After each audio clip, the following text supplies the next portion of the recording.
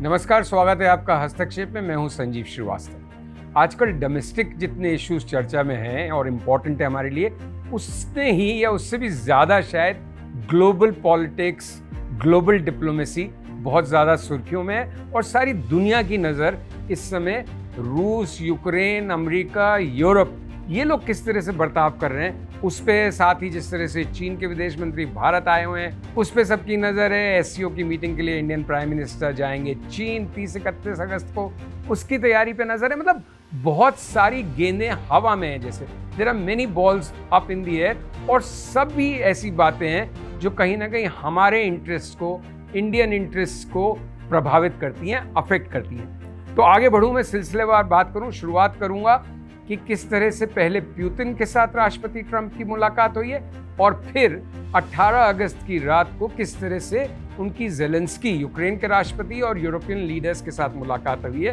क्या निचोड़ निकल रहा है इस सब बातों का, उसकी बात करते हैं। लेकिन आगे बढ़ें उससे पहले दोस्तों, आपसे अनुरोध कि प्लीज़ हमारे चैनल को लाइक और सब्सक्राइब कीजिए और हमारे कंटेंट को शेयर कीजिए।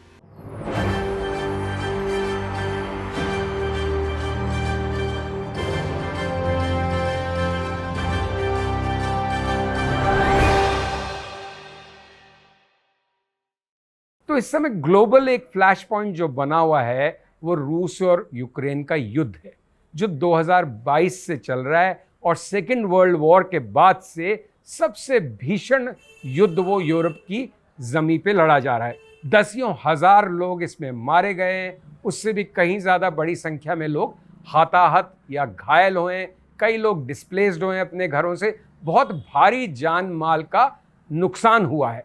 और इस युद्ध को ख़त्म करने की जिम्मेदारी ट्रंप ने ली थी और उन्होंने कहा था कि जैसी उनकी स्वेरिंग इन होएगी वो एक दिन में इस लड़ाई को ख़त्म कर देंगे। अब उस बात को करीब 7.5 महीने हो गए, लड़ाई अभी तक भी पूरी तरह से जोर पर है।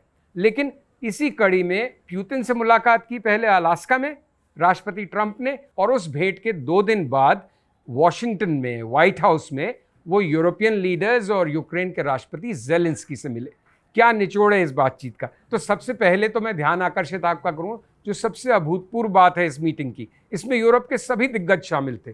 फ्रांसीसी राष्ट्रपति, ब्रिटिश प्रधानमंत्री, जर्मन चांसलर, ईयू के राष्ट्रपति, फिनलैंड के राष्ट्रपति, इटली की प्रधानमंत्री, नेटो के जो टॉप ऑफिशियल्स और ऑफिस बियरर्स है वो, तो तमाम लोग ज़ेलेंस्की की जैसे कवच बन के आए थे, क्योंकि सबको ध्यान था किस तरह से ज़ेलेंस्की की हील हुज्जत की थी राष्ट्रपति ट्रंप और उनके डेप्टी जेडी वांस ने जब उनकी लास्ट मीटिंग हुई थी। तो इस बार एक पूरा यूरोपीय कवच जैसे आया था ज़ेलेंस्की के साथ, जिससे उनके साथ कोई अनहोनी ना हो जाए, उनके साथ कोई बदतमीजी नहीं कर जाए एक बार फिर ट्रंप।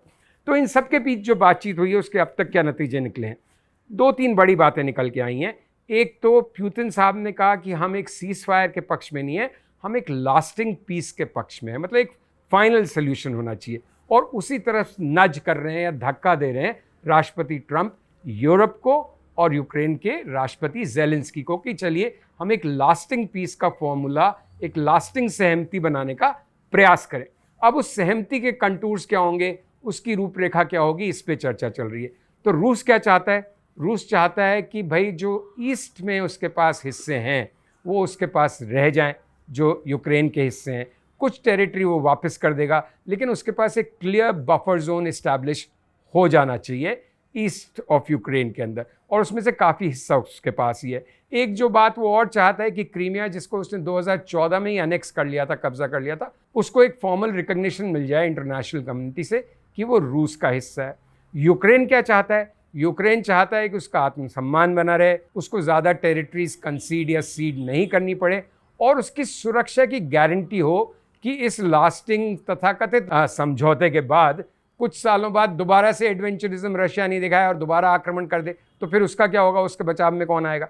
तो इन बातों पे सहमति बनने का प्रयास किया जा रहा है। ज़्यादा शर्तें ऑब्वियसली यूक्रेन को माननी है, क्योंकि उसने जो टेरिटरीज सीड किए हैं उनको सरेंडर करना है, कुछ और टेरिटरीज छोड़नी है, तो एक तरह से नया बॉर्डर बनेगा रशिया और यूक्रेन का।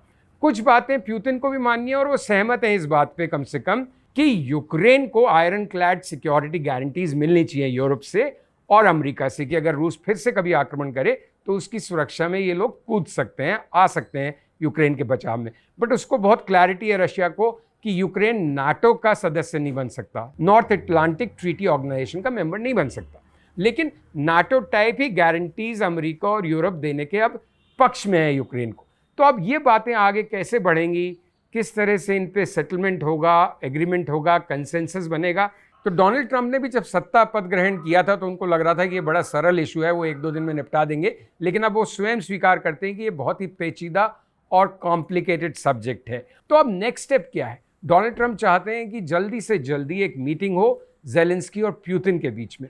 उसका ग्राउंडवर्क काफ़ी हद तक तैयार हो चुका है, दोनों ही पक्षों ने सहमति भी दे दी है आपस में मिलने की। सिर्फ देखना ये है कि वो पहली मीटिंग सिर्फ ज़ेलेंस्की और पुतिन के बीच में होगी या उसमें डोनाल्ड ट्रंप भी शामिल होंगे या कोई अमेरिकन रिप्रेजेंटेटिव भी होगा। उसके बाद यूरोपीय नेताओं से फिर से बातचीत होगी। लेकिन कुल मिला के पिछले हफ्ते या कुछ दिन पहले तक जो स्थिति एक ऐसी लग रही थी कि इसका तो कोई हल निकल ही नहीं पा रहा है, कम से कम ऐसी संभावना बन रही है कि सभी पक्ष एक ईमानदार प्रयास कर रहे हैं। अब ये बातचीत लेकिन सफल होगी कि नहीं, इस पे अभी भी इट्स अ $1 मिलियन क्वेश्चन, क्योंकि कहीं भी अटक सकती है। किसी भी मुद्दे को दूसरा पक्ष एक ऐसा मुद्दा बना सकता है जिसमें वो कॉम्प्रोमाइज़ नहीं करे।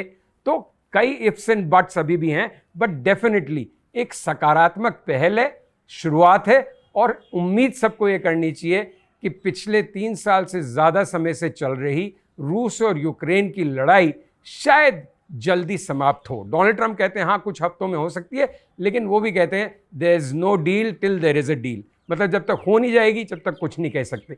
तो बहुत ही एक इम्पॉर्टेंट माइलस्टोन, बहुत ही इम्पॉर्टेंट बैठक, एंड वन होप्स कि इसका सही नतीजा निकले। शांति अगर वहाँ होगी तो उसका लाभ भारत को भी मिलेगा।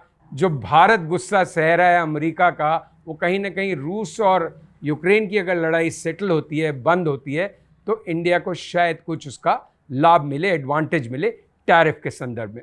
तो दोस्तों, उम्मीद करता हूँ कि आपको हमारा आज का ये संवाद अच्छा लगा होगा। ये एक डेवलपिंग स्टोरी है, इसमें काफ़ी जल्दी जल्दी डेवलपमेंट्स होंगे, मूवमेंट हो गई इस कहानी में। जैसे ही कुछ बड़ा होगा और नया होगा, हम आपके समक्ष पुनः उसको उठेंगे, पुनः अपना संवाद आपके साथ शेयर करेंगे। Thank you very much for watching. Please हमारे चैनल को लाइक और सब्सक्राइब कीजिए और कंटेंट को शेयर कीजिए। नमस्ते, धन्यवाद, थैंक यू।